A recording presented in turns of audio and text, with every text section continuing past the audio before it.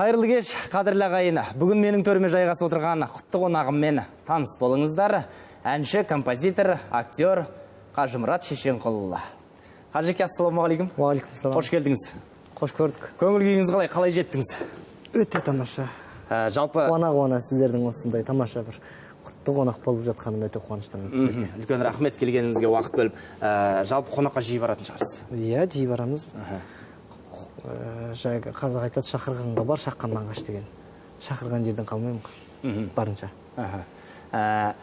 Жалпы Жетісу өңіріне көп келесіз бе? Жетісу өңірінде негізі енді сіздердің осы көптеген бағдарламаларыңызда болдым негізінде. Тойларға, шақыруға, сосын концерттік бағдарламамен осы бірнеше жылдың алдында бірнеше рет келдім. Бірақ енді тойларға көп келіп тұрамын Жетісу өңіріне. Тойға шығасыз. Қазір енді барлық қазақ эстрадасының барлығы сол тоймен күн көріп, тоймен жан бағып отыр ғой. Енді басқа не, мысалы концерттік бағдарламаларда тек қана өзіңнің өнерлеріңді, жаңа шығармашылығыңды ғана паш етесің, ары қарай ондай бір табыс табылмайды. Негізінен той, біздің табыстың көзі той ғой енді. Кімде болса айтатыны сол да. Жасырын болмаса, гонорарыңыз қанша? Гонорарым айта алмай қалғанма. Енді келіскеніне қарай, әр адамның жағдайына қарай. Жаңа шығармашылық деп қалдыңыз сөзіңіздің ішінде. Шығармашылығыңыз қалай болып жатыр? Жаңа әндер шығып жатыр ма? Жаңа әндер көп шығып жатыр, бірақ қазір оны жасатып ары қарай ұсыныс, енді халықтың ұсынысына әлі жіберген жоқпын, жасатқан жоқпын. Бірақ әндер көп. Тапсырыспен әндер жазып отырмын. Кішкентай балалардың әндерін жазып отырмын. Сұраныста негізі. Сол тапсырыс бойынша сол әндерімді жазып беріп жатырмын. Сіз енді екі елдің арасындағы алтын көпір деп айтсақ та артық болмайды. Жалпы өзіңіздің туған жеріңіз, туған өлкеңіз туралы айта кетсеңіз. Мен жалпы Шинжаң өлкесі Алтай Қаба деген қасиетті өлкеде туылған. Қаба ауданында туылған. Енді сен де өзіңде білесің Қабаның қандай керемет жер екенін. Өзіңде барып қайттың. Қаба деген өлке енді жалпы спортшылары және осы өнердегі әнші ақын азаматтардың мекені деп өзім есептеймін. Өнерлі өлке. Өнерлі өлке. Өйткені Қанат Ислам менің енді жақын бауыр туысқаным болады. Екеуміз аталас туыспыз. Ол да міне қазір әлем таныған чемпион. Енді біз аз да болса да халыққа өз әндерімізден, өзіміздің шығармашылығымыздан үлес қосуға талпынып жүрген азаматтарымыз. Қаба ауданында Серік Қожабай деген мықты балуан болған кезінде Қытай елінде ол Жұмуханың алтын діңгегі деген аталған. Өте бір керемет балуан кісі атамыз болған. Ол да сол өзіміздің аталас туысқандарымыз. Негізі сол айтпақшым, сол Қаба деген қасиетті өлкенің қасиетті суын ішкендіктен енді мүмкін шығармашылығымызда дамып жатқан себебі сол шығар. Әкемді өзі біз бір үйде 9 жан болғанбыз. Кезінде әкем, мамамдар біз енді қазақтың Қарақосында өскен балаларымыз ғой, енді малшы семьясында өскенбіз. Әкем мал доктор болған. Жаңағынде кезінде қораланып, әкеміздің жан-жағына отырып алып, жаңағы домбырасын тыңдап, сол домбырасын үйренгенбіз ең алғаш. Ең алғашқы үйренгенім есімде қалуынша Күлсін ай деген ән болатын. Соны домбыраға салатынбыз, сөйтіп таласып тармасып жүріп, бір үйде бір домбыра айтып, 8 бала, 9 бала соны таласып жүріп үйренгенбіз. Марқұм болып кетті Қажымхан деген ағам екеуміз гитараны да солай үйренген шығармыз. 7-8 класс, 6-7-8 класстарда біздің үйде бір гитара болды. Мен өзіммен жасты.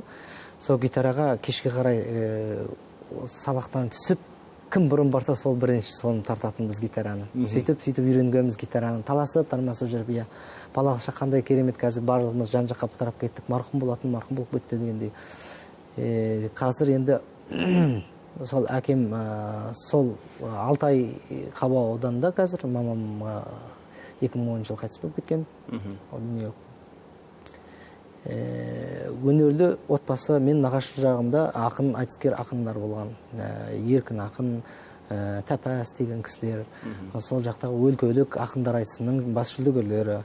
Менің үлкен атам Әбдіғали Батырбайұлы деген қисагер дастан жазатын кісі болған. Ол кісі Қаба ауданы аудандық және аймақтық қисса дастандарын жазған кісі, таңды таңға созып жаңағы қисса дастан оқитын атамыз болған.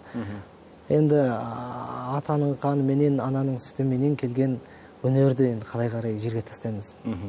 Экранға назар аударыңыз, мен сіздің арғы бетте лап-лап етіп жүрген бір суретіңізді тауып алған едім, экранға назар аударайық. Осындай кезде болыпты ғой, лап-лап-лап дейді. Тамаша, мынау қашан? Осы 2007 жылы, 2007 жылы «Сүйкімдісің» деген бір әнді өзім жазған ән еді. «Сүйкімдісің» деп жақсы таралған ол ән. Сол кезде орындалған, сол кездегі шашпа сондары қойысы. Жаныңыздағы жігітті таныстыра кетіңіз. Бұл деген Қуат деген бауырым, бұл жаңағы Жасын деген топ болған. Жасын деген топ, Жасын деген мағананы білесіздер ғой. Сол топтың әншісі Қуат деген бауырымыз, сол Алтайдың Көктоғай деген жерінікі.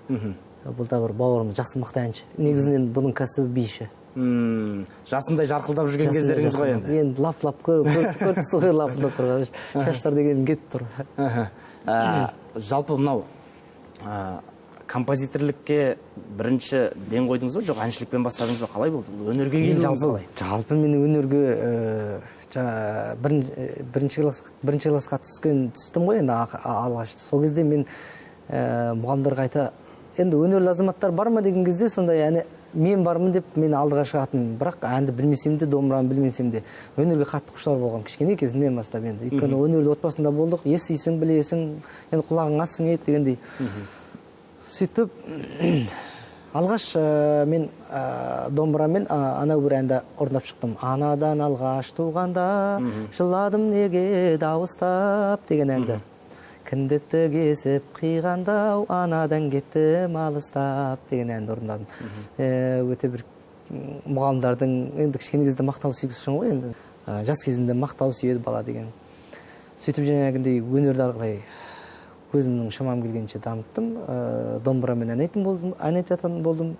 Әрбір мереке мейрамдарда суырылып Қажымұрат кім шығады, Қажымұрат шығады деп шығып жүретін болдық. Сөйтіп сол өнер басталды.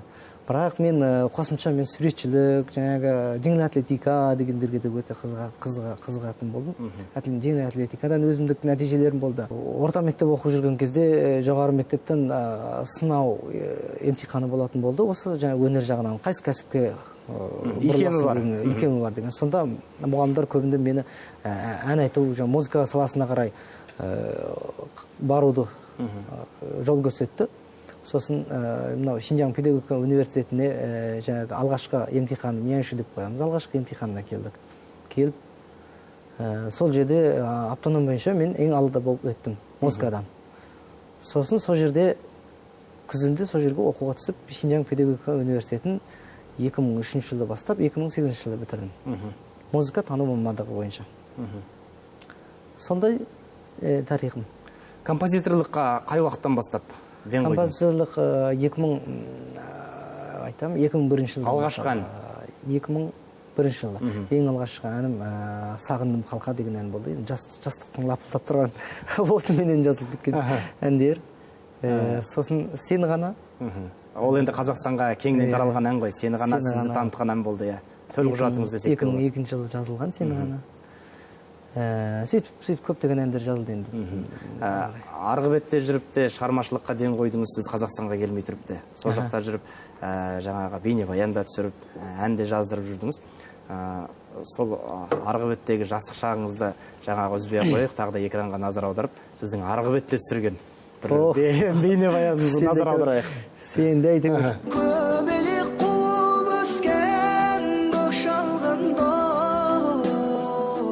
Лапылдап тұрғанның бейнесі ғой енді бер жағы.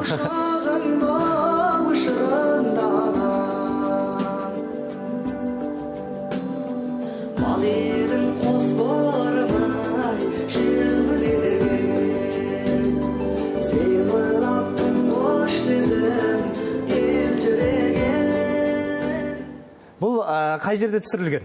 Біздің жайлау, Алтай Қабаның Алжан деген жайлауында. Мен туған жерім, жалпы менің балалық шағымның өткен жері. Сол жаңағы қозы қуып, бұзау қуып, жаңағы қой бағып жүрген жерлеріміз осы әдемі жері. Осы Қазақстанда түсірілген клиптеріңіздің көбіне сценарийін өзіңіз жазасыз. Бұл да сценарий өзіңіздікі ме? Осының сценарий өзімдікі. концертінде де өткен жылғы барлығының сценарийі жаңағы бұл соның жаңағы жобалауының бәрі өзім қиялымнан туған нәрселер ғой бәрі. Тамаша, енді жүректі тербейтін әдемі әннің иесі келіп тұрғаннан кейін ән айтқызбай жіберсек ол бізге сын болатын шығар. Мен сізден қонақ кәде сұрайын. Гитараңызды арқалай келген екенсіз. Бір тамаша әсем ән шырқап беріңіз. Сұхбатымызды содан кейін жалғастырайық. Қандай әндер тыңдаймыз? Әндер жалпы барлық әнді орындап шықсам, бұл эфирге сыймай қалатын да шығар. Енді бағана бір қарындасымыз сұрап отыр, қанша ән жаздыңыз деп. Мен осыдан бір 7-8 жыл бұрын 150 ән деп есептеп едім, одан кейін есептеген жоқпын деп. Бірақ мен Қытай елінде көп жазған едім әнді. Енді мен өзімді танымал қылған бірінші әннен, сосын халыққа қазір танылып жүрген әндерден Поппури. Тамаша. Бұл өмірде сенен артық жан бар ма? Жетеледің армандардан арманға. Ұя салған от кеудеме дейдарың.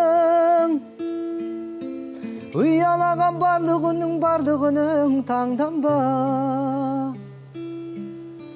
Еркелеп күле бердің, сол менің тілегенім. Арман боп ән болып жүре берген. Келбетің сағындырған, құдретің табындырған, жолыңда жаным құрбан. Түсінбесең де сырын жанымның, құлазып жиі сені сағындым. Болсыншы дебем гүлі бағымның, шолпаны жалғыз атар таңымның. Неліктен тосын серттен жаңылдың, ақырып жиі сені сағындым. Болар ау дебем арқау әнімнің, басқа сезімге бірақ бағындың. Деуші едің ғой сенің пәгіңмін, өкініш өртеп сені сағындым. Атыр алмай таң түндер сабылдым, жарығы сөніп шамымның. Кімдер сыйлаған сырға тағындым, қызғаныш лаулап сені сағындым. Болар ау дебем арқау әнімнің, басқа сезімге бірақ бағындым. Жаным ау жабырқама тіл қатмаған, сонда мен жасап үйдей жырғап қалам. Сергелдің бұл әлемде бір адам бар, сен іздеп кірпігін ол құрғатпаған. Сен іздеймін таулардан бұлақтардан, сен іздеймін орманнан жырақтардан. Маған керек сендегі адал жүрек, сезімін өзге жанға ұрлатпаған. Сүйемін деген сөзіңді тыңдатмаған. Дари-дари-рей, дари-рей. Ай, бәрекелді. Тамаша. Жақсының өзінен бұрын аты жетеді дейді, сіз арғы бетте жүргенде де осы қазақ жеріндегі бауырларыңыз, қазақ эстрадасының жарық жұлдыздары, Тоқтар ағаларымыз, сіздің жаңағы Мақпалжаныңыз орындап жүрді.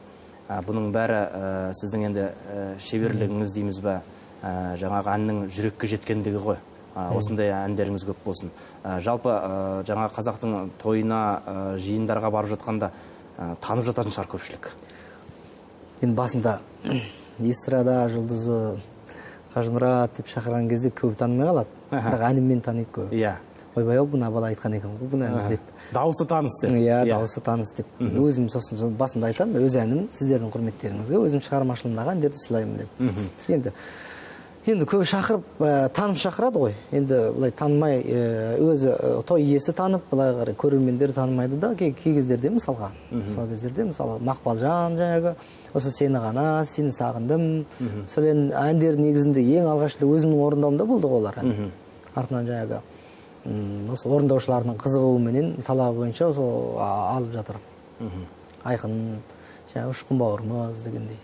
Тойда болған бір қызықты жағдай болған екен. Экранға назар аударыңыз, сіздің әніңізге тапсырыстар әртүрлі жолмен келеді екен ғой.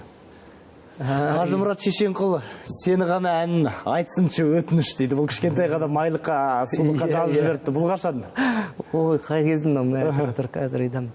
Бір тойда ғой деймін бұл. Есімде жоқ. Мен де бұндай қағаздар көп келеді.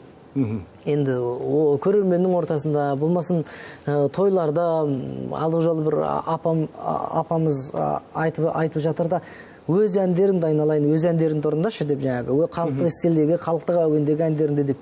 Мен басында Бүлдірген қыз деген әнді орындадым. Ол да өзім әнім.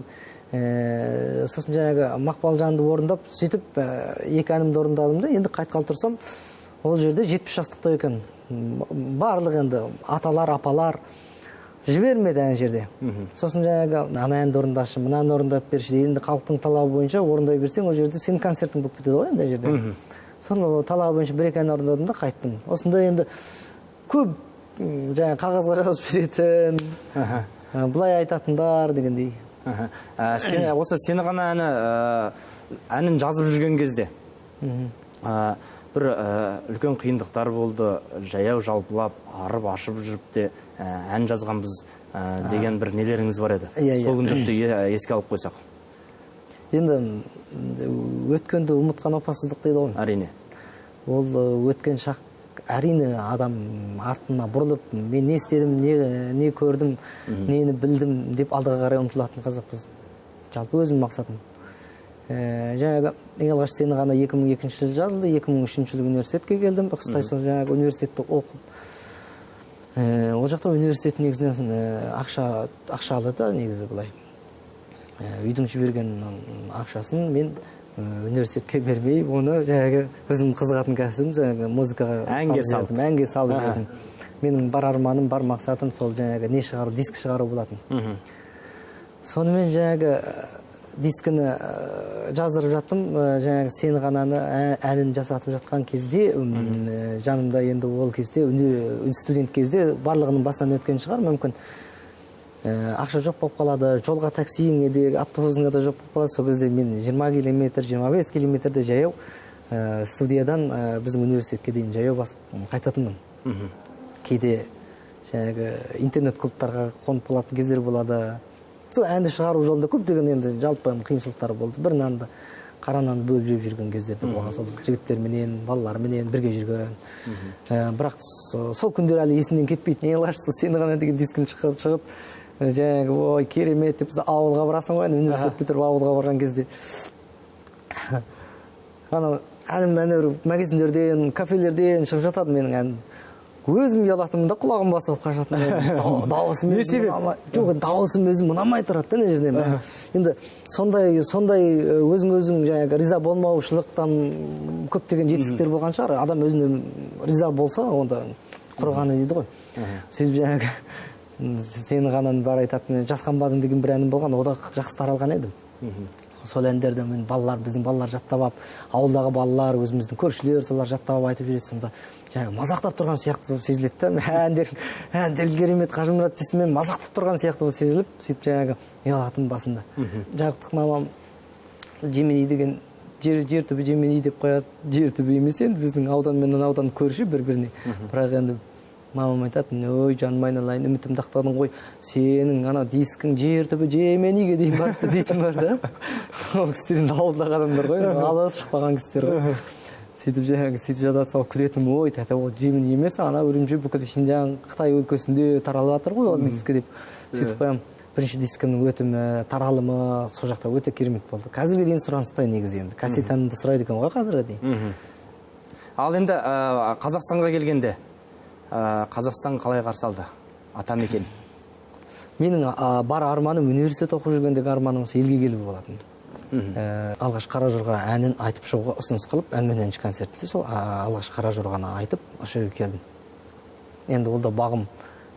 Ол кезде Рахат Мақсат деген ағаларымыз алғаш мені осы Қазақстанға келуге себепкер үлкен алтын көпір болған кісілер. Енді ол кісілерге үлкен рахметімді айтамын. Келгенімде, менің үлкен шешімімде осы жаққа келіп, осы жаққа қоныстанам деген өзімнің қазірге дейін ең үлкен шешімім деп ойлаймын өмірімдегі. Алғаш келгенде көңіл күйіңіз қалай болды? Алғаш келгенде көңіл күй не деген үлкен ауыл деп ойладым, Алматыда. Қала енді Қытайда қалаланып кеткен ғой. бірақ жалпы қалай болмасын маған ел жер қазақ даласы өзіме ыстық сезілді, қатты ыстық сезілді.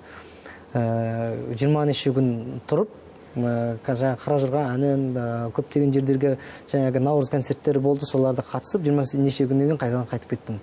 Сосын сол жақтағы концерттерімді ыңғайлап бір гастрольдік сапарда болдым да, сосын күзге қарай Нұрбек деген бауырымыз бар еді, көше жігіт, сол кеттік Қазақстанға деді, мен визам ашық болатын, жарайды кеттім деп, сол күйі осы жақта бір жылға осы жаққа келдім. Қолыңызға құжат ұстап бір қуанып тұрған сәтіңіз бар екен, экранға назар аударайықшы. Міне, осы жерде бір заңды бір сұрақ туады.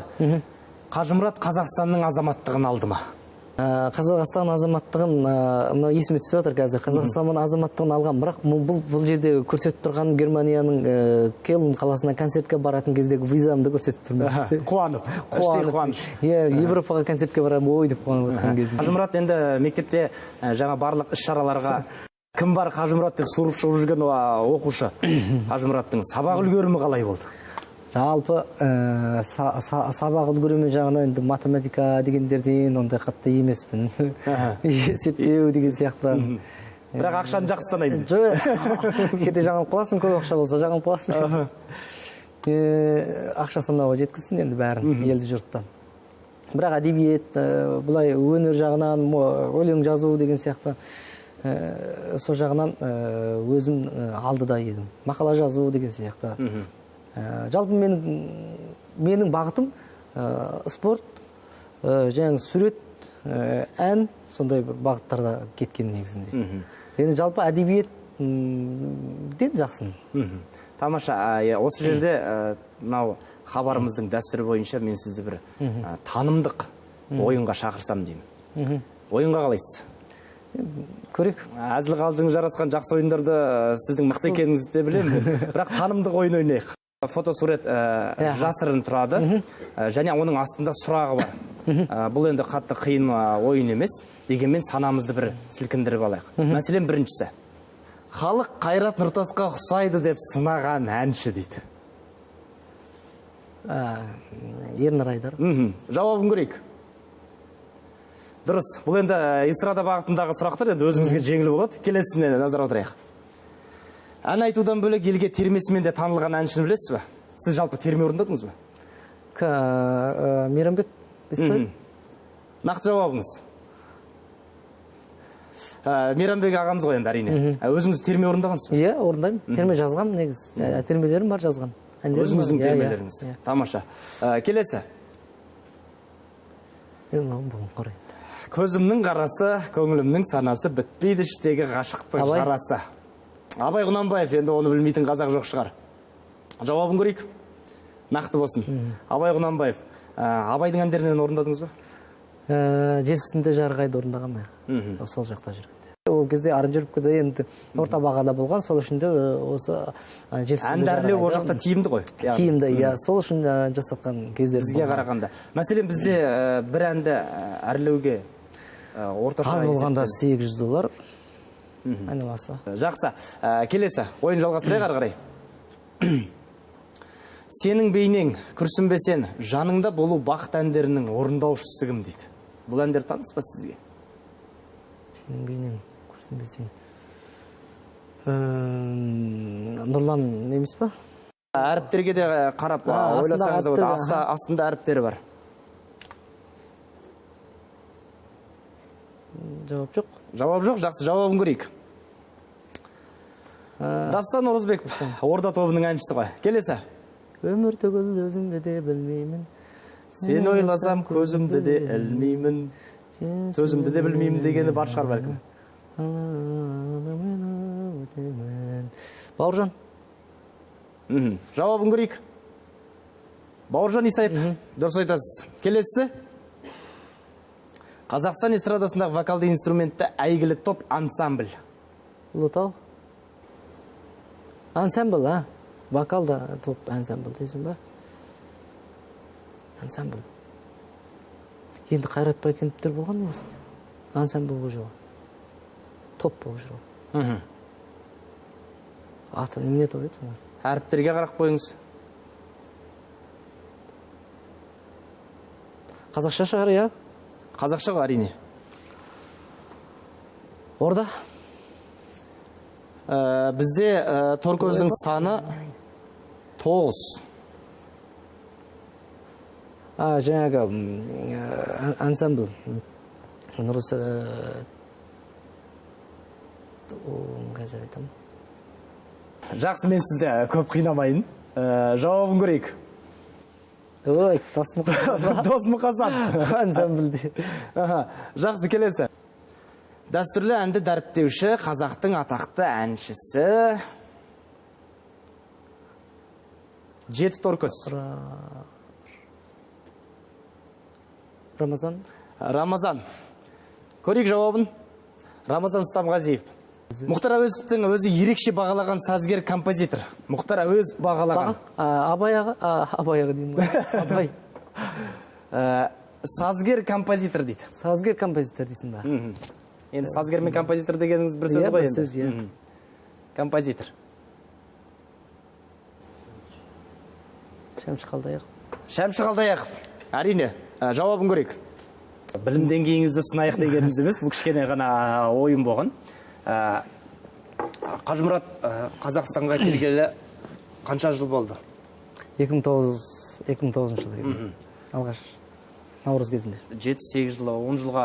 10 жылдан асып. 10 жылға жуықтап қалған екен. Осы жақта отбасын құрдыңыз, үйлендіңіз. Өзіңіздің құрған шаңырағыңыз, жанұяңыз жөнінде айта кетсеңіз, жоқ әлде ол жасырын ба? Енді отбасын құрғанын біреу білсе, біреу білмейді.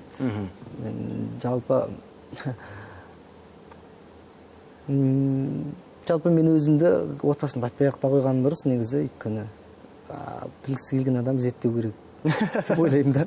Зерттесінде бала шағасы бар ма екен, отбасы бар ма екен деп. Жалпы енді отбасын құрған шындық қой. Құпия. Отбасым бар, иә. Осы жерде бір сурет... Білгісі келген адамдар жаңағы инстаграмы қайда екен, жаңағы әндер қайда, интернеттен болмаса ютубтан өзімнің каналдарым бар, соларға шығарып отырмын. Солардан көру керек. Әлеуметтік желі арқылы танып білсін дейсіз ғой. Иә, сол арқылы сенің әндеріңді де естиді ары қарай. Көп жарнамаламайсыз. Жалпы сіз үшін әлеуметтік желі деген не? Әлеуметтік желі деген қазіргі заманның ақпарат көзі, тез дамудың, тез ақпарат алудың, тілесудің, білісудің, көрісудің бір құралы.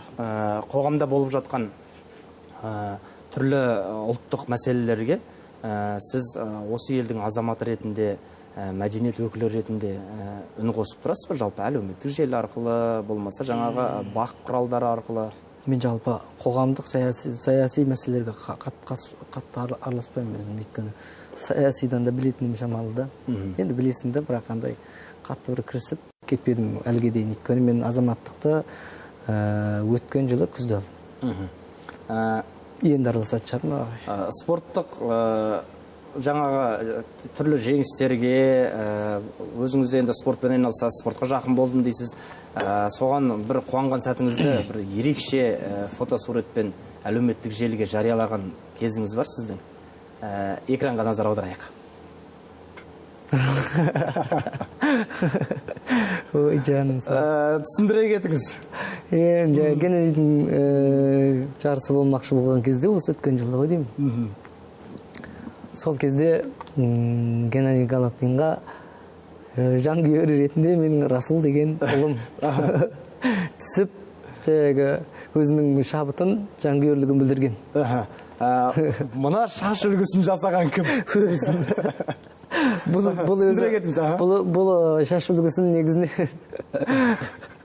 негізінен бәрі айтады, жүрек бас деп шақырады осы күнде. Расыл демейді, жүрек бас деп. Енді қазақ кезінде тұлымды да қойды ғой, тұлымды да қойды, кекілді де қойды, енді көз тіл тимесін деп. Ал жүрекке, адамдардың көз бірден жүрекке түседі, адамның бейнесіне емес. Біреулер мойнына алқа асып қояды, иығына үкі дегенде иясында. Сол үшін де сол мақсатпенен осындай басында шашын алып отырсам, шашын өзім аламын ғой балалардың. Шашын алып отырсам, мына жер жүрек сияқты көрінді да маған. Сосын енді өзім суретшімін ғой. Сосын жүрек қылып жасадым, ары қарай ол деген өзімнің авторлығымдағы. Енді қандай бір жерден іздесең де бұл жүрек шаш жоқ екен. жаңағы шаш үлгісінің ішіндегі осындай балалардың жүрек қойған шашы мен таба алмайсың ешбір жерден. Енді өзім таба алмадым. Сосын осындай жүрек шашты енді авторлығын қорғап ала ма осыны? Әкесінің суретшілік шабыты баласының басына шығып кетіпті ғой. Иә. Сіздің жалпы осы баланың шашын айналысумен, алумен айналысқан әлеуметтік желіде жаңағы жазбалар да, фотосуреттер де бар екен. Бір видеоға назар аударайықшы. Ой, құдай, қайдан тауып алдың? Бақытты болсын. Ана баланың Саналы қырқынан. болсын. Әке шешесіне мейірімді болсын. Бұл жерде деген қолын ана баланың басын кесіп алмайын деп. Бұл кішкене балаға мынандай өтпейді екен да ғой бұл. Негізі анандай прикол жақсы ма?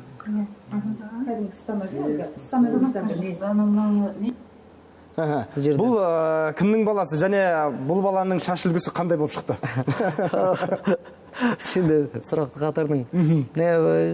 Бұл бала бір дос ағайындарымыздың баласы қырқынан шыққан кезде жаңағы шашын маған алдырып, ұрымдап маған алдырып жатыр. Енді өзіндей әнші, өзіндей композитор, өзіндей енді танымалы азамат болсын деп, енді бұл кісілер Қытай елінен келген азаматтар кезінде мен үлкен танымал болғанымды көздерімен көріп, естіп, әндерімді естіп жүрген өзімнің жанкүйерлерімнің үйіндегі сол шашын алып жатқан балаларының тарсын деп енді. Бұл балаға да жүректі салған жоқ шығар? Жоқ, салмаймын. Кішкентай кезде болмайды екен жұмсақ шаш. Тамаша.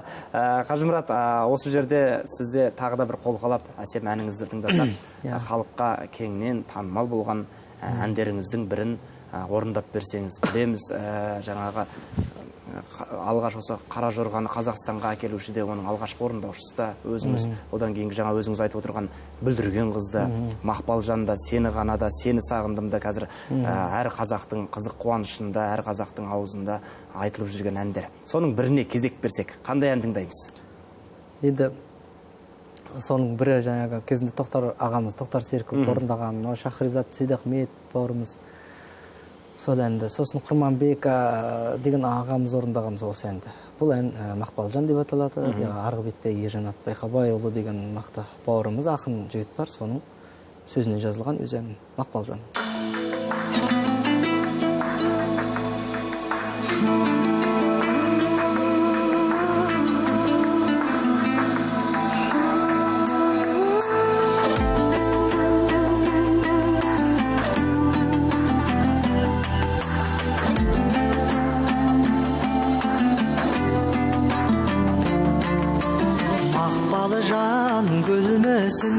Tez oralı jıl olsun, sımbattım sarılasın, men oynap жүрмісің.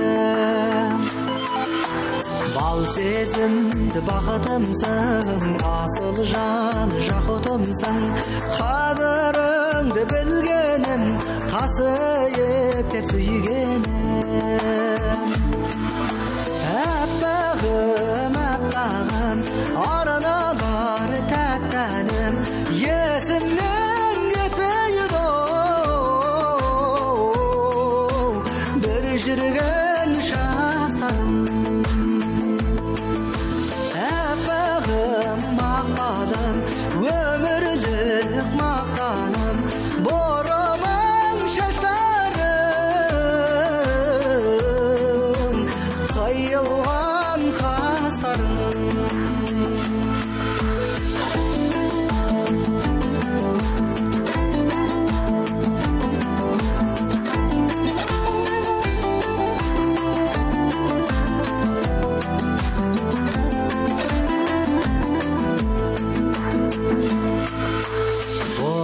Көзің мөлдіреп, ет жүрегің мелжіреп, қарасаң әппағым, айтылар тәттәнім.